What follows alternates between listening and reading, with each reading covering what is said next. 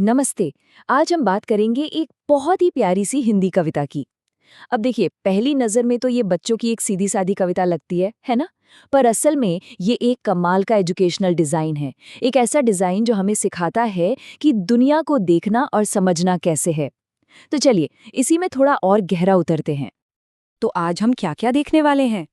सबसे पहले बात करेंगे इस रंग-बिरंगी दुनिया की जो कविता हमें दिखाती है।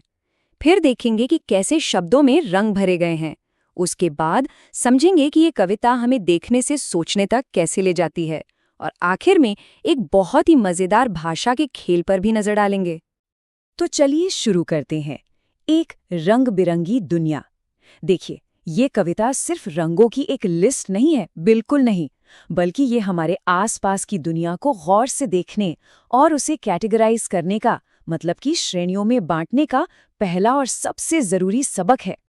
तो यहाँ पर एक बड़ा सवाल खड़ा होता है ना, कि बच्चों की कितनी सीधी सादी सी कविता हमें अपने आसपास की दुनिया को देखने और उसे व्यवस्थित करने की कला सिखाने में इतनी असरदार, इतनी इफ़ेक्टिव कैसे हो सकती है।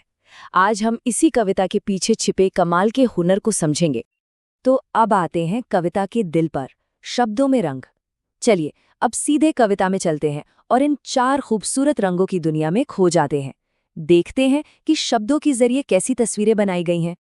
तो सबसे पहला रंग नीला। कविता इसकी शुरुआत एक बहुत ही दमदार, एकदम साफ घोषणा के साथ करती है, जिससे सारा ध्यान फौरन इसी रंग पर चला जाता है। अब जरा नीले रंग के उदाहरण देखिए। एक तरफ है खुला आकाश, सागर का नीला पानी, मतलब कितनी विशाल, कितनी बड़ी चीजें हैं ये।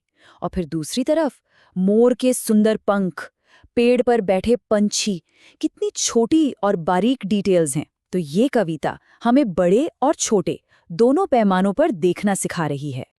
तो चलिए अब उसी एनर्जी के साथ अगले रंग पर चलते हैं, और वो रंग है पीला। यहाँ पर एक और कमाल की बात है। पीले रंग के जो उदाहरण है वो सिर्फ देखने तक ही सीमित नहीं है। सोचिए, चमचमाता सूरज, ये शब्द सुनते ही आंखों में वो चमक महसूस होती है। और पका आम और केला, अरे वाह, सुनते ही मुंह में मिठास का एहसास होता है। तो ये कविता हमारी अलग अलग इंद्रियों को एक साथ जोड़ रही है। अब आता है अगला रंग, लाल। और इसमें एक ऐसा उदाहरण है जो इस पूरी कविता को सच में यादगार बना देता है। तो देखिए, फलों में सेब, खुशबूदार गुलाब, चेरी और टमाटर, ये सब तो ठीक है, एक्सपेक्टेड है।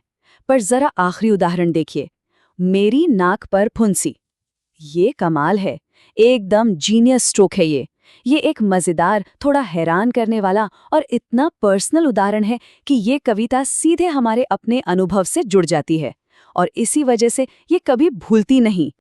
और आखिर में कविता हमें अपने चौथे और आखिरी रंग से मिलाती है, हरा। यहाँ भी देखिए, शब्दों का दोहराव, जैसे हरी हरी घास या मीठे मीठे मटर। ये दोहराव सिर्फ घास के गहरे हरे रंग पर जोर नहीं देता, बल्कि मीठे शब्द से मटर का वो स्वाद भी याद दिला देता है। तो एक बार फिर देखने और चखने का अनुभव एक साथ आ जाता है। तो ये तो थी कविता, लेकिन अब असली सवाल पर आते हैं। आखिर ये हमें सिखाती कैसे है? तो चलिए अब इस समझ के अगले पड़ाव पर चलते हैं, देखने से सोचने तक। देखिए, इस कविता का सिखाने का तरीका बहुत ही सरल लेकिन उतना ही असरदार है। इसमें सीधे साधे वाक्य हैं और ऐसे उदाहरण हैं जो हमारी अलग अलग इंद्रियों को जगाते हैं। इसी वजह से चीज़ों को उनके रंग के आधार पर अलग अलग ग्रुप्स में बांटने और उन्हें एक दूसरे से जोड़ने की एक बुनियादी समझ बनने लगती है। लेकिन एक सवाल अभी भी है, ये सबक हमें सिर्फ एक चुपचाप देखने वाले से आगे ले जाकर एक एक्टिव पार्टिसिपेंट कैसे बनाता है? मतलब ये कविता हमें सिर्फ देखना ही नहीं सिखाती, बल्कि सोचने पर भी मजबूर करती है। पर कैसे? चलिए देखते हैं। इसका जवाब छिपा है कविता के बाद दिए गए अभ्यासों में। इसे नाम दिया गया है भाषा का खेल। और असल में यही सीखने की प्रक्रिया का अगला सबसे जरूरी कदम है, जहां सीखे हुए ज्ञान को इस्तेमाल करने का मौका मिलता है। ये अभ्यास एक पूरी दिमागी यात्रा पर ले जाते हैं। देखिए कैसे।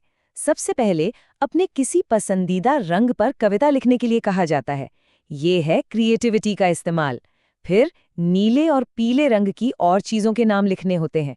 इससे सीखा हुआ ज्ञान और मजबूत होता है। और आखिर में आता है लॉजिक का काम, एक लिस्ट में से बेमेल शब्द को ढूंढना। और ये जो बेमेल शब्द ढूंढने वाला खेल है, ये बहुत ही चालाकी से बनाया गया है। ये सिर्फ बाहरी रूप रंग से आगे जाकर सोचने पे मजबूर करता है। जैसे पहली लिस्ट में चूहा, बिल्ली, कुत्ता और मछली। यहाँ मछली अलग है, क्यों? क्योंकि बाकी सब जमीन पर रहते हैं। या फिर साइकिल, कार, रेल और रास्ता। यहाँ रास्ता अलग है क्योंकि बाकी सब गाड़ियां हैं। और आखिरी लिस्ट में दूध, पानी, छाछ और लड्डू। जाहिर सी बात है, लड्डू अलग है क्योंकि बाकी सब तरल हैं, लिक्विड हैं। तो मतलब ये है कि ये खेल हमें छिपी हुई कैटेगरीज को पहचानना सिखा रहा है। तो अगर कविता और इन अभ्यासों दोनों को एक साथ देखें तो एक पूरा का पूरा लर्निंग मॉड्यूल सामने आता है। ये शुरू होता है ऑब्जर्वेशन से, यानी कविता की तस्वीरों को देखने से। फिर आता है एसोसिएशन, चीज़ों को उनके रंगों से जोड़ना। उसके बाद है क्रिएशन, एक नई कविता लिखना। और आखिर में आता है एनालिसिस, यानी उस लॉजिक गेम को सॉल्व करना। और ये पूरा पैकेज हमें एक बहुत ही मजबूत बात सिखाता है। ये दिखाता है कि कैसे बिल्कुल सरल भाषा और एक व्यवस्थित तरीके से की गई ऑब्जर्वेशंस हमें दुनिया की एक गहरी और अच्छी समझ बनाने में मदद कर सकती हैं। यही इस पूरी शिक्षण सामग्री का सबसे बड़ा सबक है। तो इस पूरी बातचीत को खत्म करने से पहले एक सवाल। आज अपने आसपास देखने पर कौन-कौन से रंग नजर आए? जरा सोचेगा।